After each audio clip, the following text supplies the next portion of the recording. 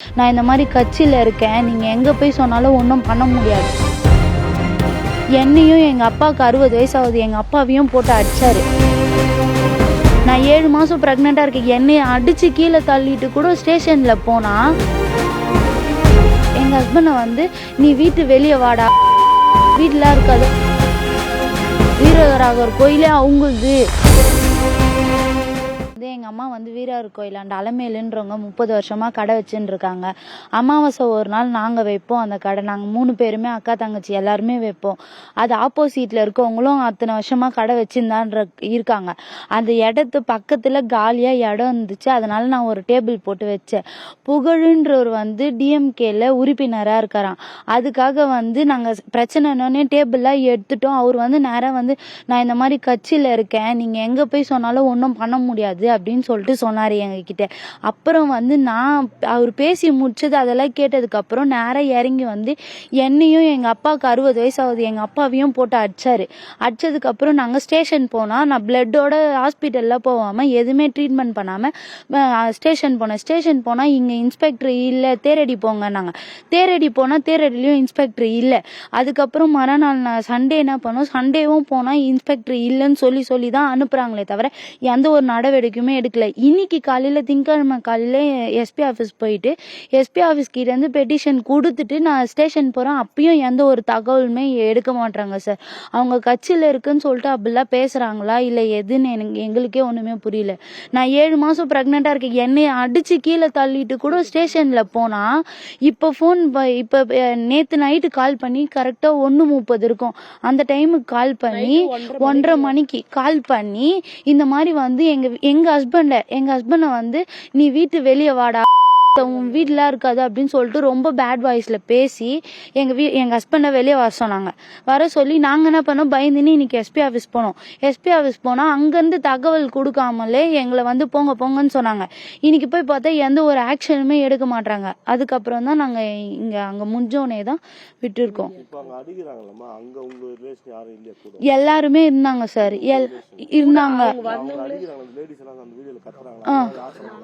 அவங்கெல்லாம் வந்து ஆப்போசிட்ல இருக்கவங்களுக்கும் எங்களுக்கும் சொந்தக்கார தான். அவங்க வந்து அந்த கோவத்துல அப்படி பேசுறாங்க. நாங்க அவங்க கிட்ட எந்த ப்ரூஃப் இருக்கான்னு தெரியல, ஆனா நாங்க எல்லா ப்ரூஃப்மே வச்சிருக்கோம். அவர் என்னை அடிச்சது, அசிங்கமா பேசினது, எங்க வீட்டுக்கார மிரட்டினது எல்லா ப்ரூஃப்மே வச்சிருக்கோம்.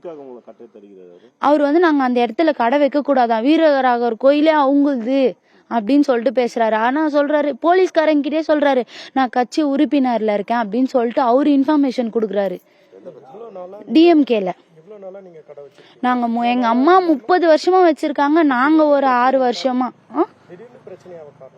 திடீர்னு பிரச்சனையா இருக்கான காலி இடம் இருக்கு சார். காலி இடம் இருந்தா ஒரு இடத்துல இருந்தா நம்ம 10 ரூபா பழகணும் தானே நம்ம போடுவோம். போட்டதுக்கு நீ வைக்க கூடாது, நீ எடுக்கணும் அப்படின்னு சொல்லிட்டு அவங்க சட்டம் ரூல்ஸ் பேசுறாங்க. ஆமா, நானும் போட்டிருக்கேன், அவங்களும் போட்டிருக்காங்க. அவங்க கிட்டத்தட்ட நேற்று நைட்டு ஒரு 8 பேர் வந்தாங்க சார். அதுக்கு முன்னாடி வந்து அவங்க ஒரு 8 பேர் இருந்தாங்க அவங்க வீட்டு சைட்ல இருந்து. நைட்டு அவங்க வந்து அங்கே இருந்ததே அவங்க 20 பேருக்கு மேலே இருந்தாங்க. நாங்கள் ஃபேமிலி மெம்பர்ஸ் மட்டும் தான் 5 பேர் இருந்தோம். அது கூட ஜென்ஸ் எல்லாம் கிளம்பிட்டாங்க. லேடிஸ் நாங்கள் 3 பேர் தான் இருந்தோம். அவங்க 10 பேர் ஜென்ஸை மட்டும் கூட்டிகிட்டு வந்து உங்களால் என்ன பண்ண முடியும், நாங்கள் என்ன பண்ணுறோம் பாருங்க அப்படின்னு சொல்லி மிரட்டினாங்க. அப்பயும் நாங்கள் எதுவும் சொல்ல.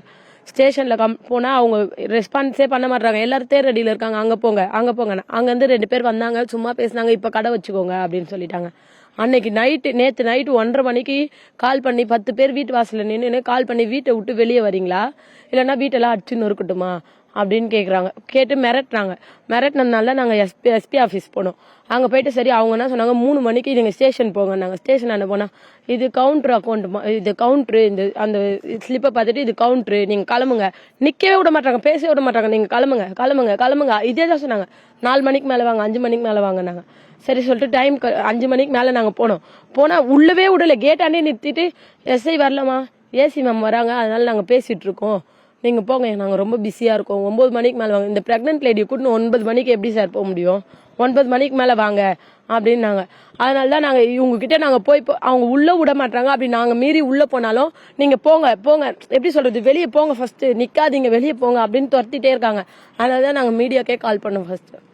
அப்படி இல்லாம அவங்க போலீஸ்காரங்க வேற ஒன்னு சொன்னாங்க, கம்ப்ளைண்ட் கொடுக்கறதுக்கு போனோம், அங்க ஆள் இல்லைன்னு சொல்லிட்டு நாங்க வெளியே வந்துட்டோம். நாங்க வெளியே வந்து நின்னதுக்கு எஸ்பி ஆபீஸ்ல குத்தல, அங்கேயே போய் பாத்துக்கோ, இங்க எதுக்கு வர, முதல்ல கிளம்பு அப்படின்னு சொல்லிட்டு அங்க இருக்க இங்க கொடுக்காம அங்கேயும் போய் கொடுத்தீங்க. எஸ்ஐ இல்லைன்னு எப்படி மென்ஷன் பண்ணுவீங்க?